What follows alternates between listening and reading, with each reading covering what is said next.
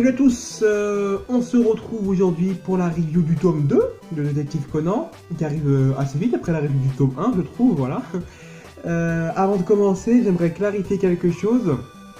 C'est que j'ai fait une petite erreur dans la review du tome 1, c'est sur la signification du prénom de Conan. Je sais plus exactement ce que j'ai dit, mais là j'ai tout mettre à plat. Alors, Conan Edogawa, Conan c'est pour Conan Doyle, qui est l'auteur de Sherlock Holmes. Edogawa c'est pour Edogawa Rampo, qui est l'auteur à qui on attribue l'invention entre guillemets du roman policier japonais. Voilà. Son nom est lui-même inspiré de Edgar Allan Poe. En fait, c'est la retranscription en japonais de Edgar Allan Poe, Edogawa Rampo. Si vous séparez les syllabes, vous y arriverez à vous retrouver. Et Edgar Allan Poe, lui, c'est celui à qui on attribue carrément la paternité aux œuvres policières, d'enquête, etc., etc. Voilà, je sais plus exactement ce que j'ai dit, comme je vous l'ai dit, hein, mais j'avais fait une petite erreur au début, donc je voulais la corriger. Et, petite info supplémentaire, tant qu'on y est, le nom de Kogoro Mori est aussi inspiré de toute cette sphère du roman policier de fiction, parce que Kogoro, ça vient de Kogoro Akeshi, qui est un personnage de Edogawa Rampo, qui est aussi un détective. Voilà, passons et rentrons dans le vif du sujet avec la review du tome 2, voilà, tome que j'ai lu assez rapidement après le tome 1 parce que j'étais vraiment hypé et tout. Et je dirais que dans ce tome 2, on voit que l'auteur va...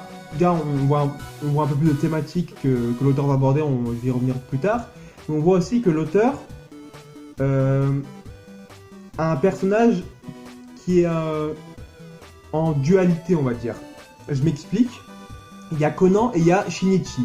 Alors, c'est le même personnage, mais dans la manière dont il est représenté dans l'histoire et dont il est utilisé dans l'histoire n'est pas du tout la même. Je vous explique simplement. Dans ce tome, il y a deux enquêtes. Il y a une enquête sous les yeux de Conan et l'autre que j'attribuerai plus aux yeux de Shinichi. Je vais en parler tout de suite. Là, c'est pas dans l'ordre chronologique, mais il y a une enquête qui se passe entre guillemets avec ses compagnons de classe, parce que oui, dans ce tome s'introduit sur l'arrivée à l'école, le retour à l'école primaire, on va dire, de Conan slash Shinichi, et donc un peu cette manière un peu désabusée dont il a de redécouvrir l'école, parce que c'est comme si vous qui me regardez, vous retourniez 10 classes en arrière, vous seriez un peu blasé, parce que vous n'avez pas le même niveau intellectuel, quoi. Et donc, il y a une enquête qui se passe avec ses camarades, et on voit que cette enquête fait beaucoup plus appel à des qualités qu'on approprie beaucoup aux enfants, à savoir la curiosité, l'aventure, quelque part un peu la peur face à l'inconnu.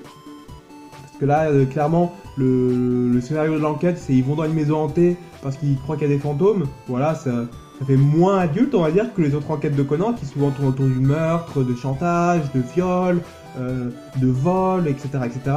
Là, c'est une enquête qui est toute bébête. Bon, on retrouve quand même Laura Conan, hein, il y a quand même... Où que Conan aille, il y aura des morts. Là, il y en a. Voilà. Mais voilà, cette approche des enquêtes est complètement différente selon que Conan est avec ses compagnons d'école ou pas. D'ailleurs, ses compagnons d'école, parlons-en. Il y a Ayumi qui est une fille, c'est un peu le love interest de Conan, en fait, du vrai Conan, enfin du personnage de l'entité Conan, on va dire. Et donc vous voyez là, elle est complètement on voit encore plus ces deux niveaux parce que il y a le niveau Shinichi avec Ran et il y a le niveau Ayumi avec Conan. Ensuite j'ai un trou de mémoire, je vais regarder rapidement, je m'excuse, hein.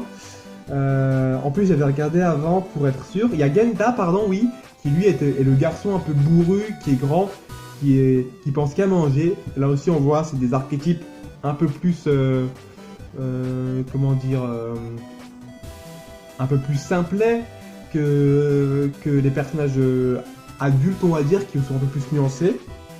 Et il y a Mitsuhiko qui lui est un peu la tête, le mec qui veut faire l'intellectuel entre guillemets, à tout prendre de manière rationnelle, tout ça, mais qui au fond reste quand même un enfant et qui donc garde ses réflexes d'enfant, tout simplement.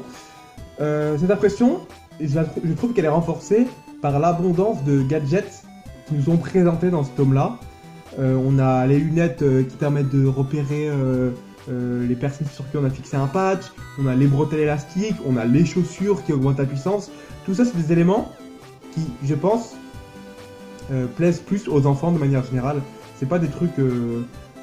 personnellement, moi, si c'est pour les enquêtes, c'est pour essayer de les résoudre, tout ça. Les gadgets, c'est marrant, mais je pense que c'est plus un public jeune qui va être attiré par ça qu'un public un peu plus vieux.